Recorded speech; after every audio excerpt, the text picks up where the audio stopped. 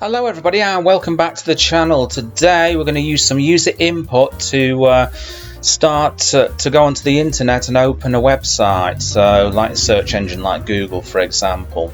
So before we start, hit the subscribe button. Do it now. Thank you for doing that.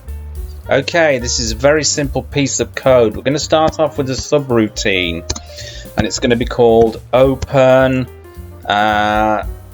site, just for short, meaning website. Okay, some curly braces there, and we're going to print a message to the user so they know what's going on. So type in a full URL.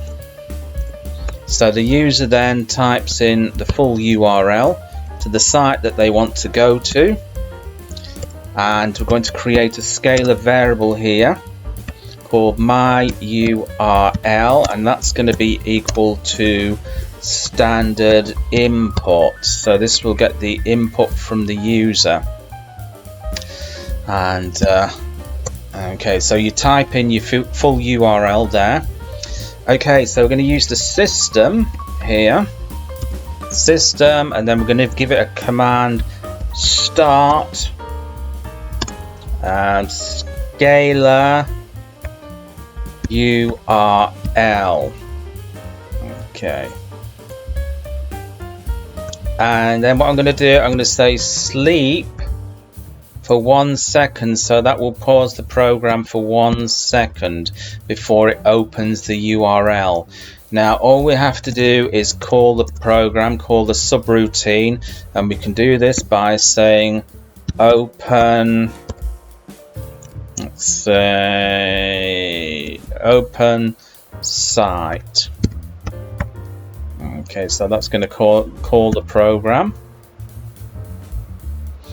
So what we're going to do now, we're going to save this and we're going to run it.